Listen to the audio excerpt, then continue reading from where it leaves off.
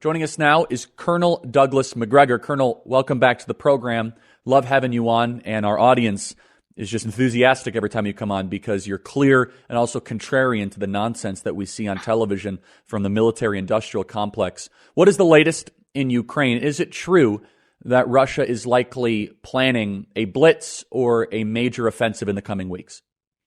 Well, I think the major offensive, Charlie, has actually already begun.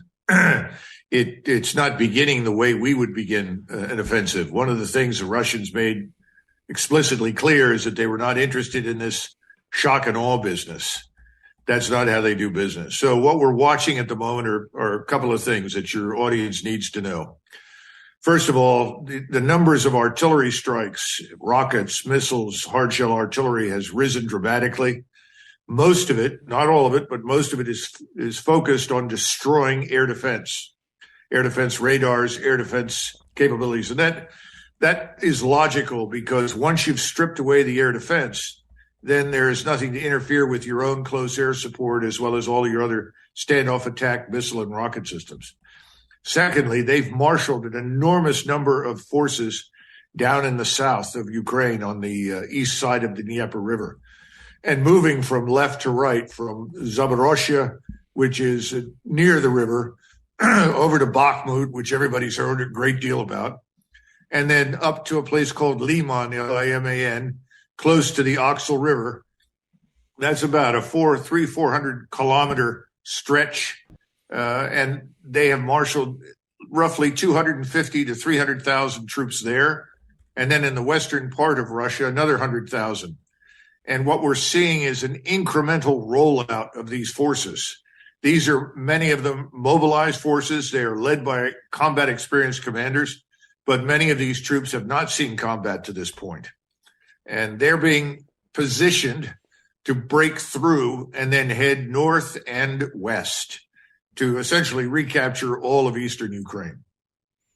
Do you think it's likely that Russia will be able to accomplish that before the mud season kicks in? I think it's possible. I think they're less concerned about the mud season at this point, simply because once you are north of the line that I just described, it's fairly open rolling terrain, which makes it easier for you to control what moves in it. You have no difficulty finding targets that you want to destroy, and your forces don't have much trouble moving. If they were still down in the Donbass, to the south, then that would be a larger consideration. So I would say certainly within the next 30 to 60 days, I would expect what I just described to happen.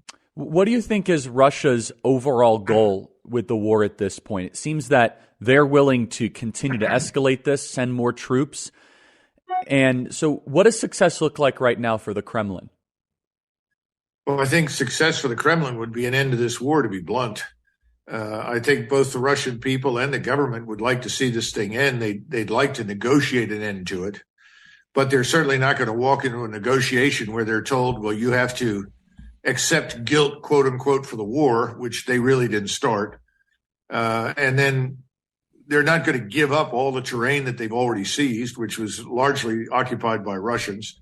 Remember, their initial demands, if you will, were pretty modest. You give these two republics in the Far East autonomy, you give neutrality to Ukraine, and ultimately recognize that Crimea is ours.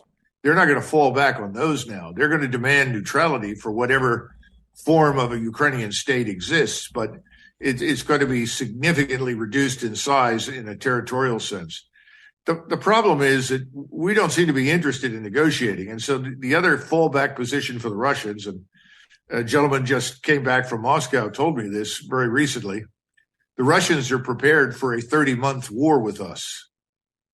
In other words, they've amassed all the ammunition, the equipment, and the capabilities they need to fight us for 2.5 years.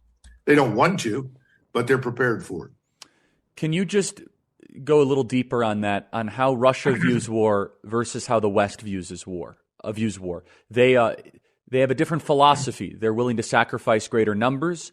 They are willing to engage in a war of attrition. This is a concept that a lot of Westerners, it's foreign to us. Well, I think that's misleading, Charlie, to be frank. I think they've been very economical with Russian lives.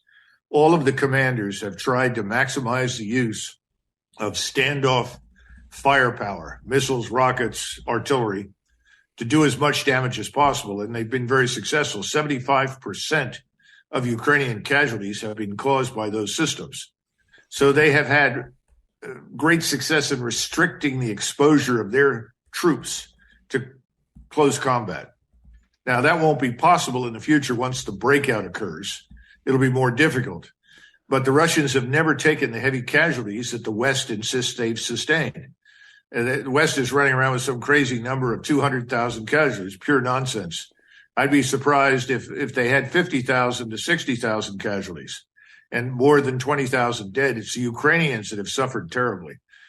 So I think on the one hand, yes, attrition is part of this, but the attrition is focused on the Ukrainians, and the maneuver will follow the attrition. Once it becomes clear that the Ukrainians are completely broken, and they're pretty close to it right now, and they fall apart, then the maneuver will commence. Now, how far will they go? If they have to, they'll go all the way to the Polish border, all the way to Moldova, all the way to the Romanian border. I don't think they want to. They never did. This whole thing has blown up to an extent that they did not anticipate. And they're hopeful, I'm sure, that we will wake up and decide this is a bad idea. There's no evidence for that, Charlie, and I think the ball is ultimately in the court of the Europeans. Excuse me. Thank you for clarifying and correcting me, because quite honestly, I hear repeatedly from people it's just a matter of Russia throwing enough people at the front line. For example, this is General Milley. I'd like to have you respond to this. Cut 38. Russia has the numbers. They have the numbers, several 100,000. And then he continues, play cut 38. Well, they are attacking in the Donbass right now. Their progress is slow. It's a war of attrition. They're taking heavy casualties. Their leadership and morale is not great, and they're struggling mightily. However, they do have numbers, and as you know, President Putin did a call-up of several 100,000, and those folks have been arriving on the battlefield. So they do have numbers, and whether or not they're successful in pressing the fight, that remains to be seen. But that fight has been going on. What is your reaction to General Milley? Everything that Milley said should be applied to the Ukrainians, not the Russians. We estimate that as many as 1 million Ukrainians have been shoved in front of the Russians down in the Donbass. Remember, they started with a regular army of about 450,000 with 200,000 trained reserves. Most of that is either killed or wounded. And then they've replaced them with hundreds of thousands of Ukrainians, frankly, who had little or no training and were forced into the front lines. So everything he said applies to the Ukrainian side, not the Russian. Russian morale is very good. Russians are not suffering terribly at all. All you have to do is look at the stuff that is posted online, and you find plenty of confirmation for the good health and high morale of the Russians. But the Russians naturally want an end to this. That's true. Every soldier who has to fight wants the war to end.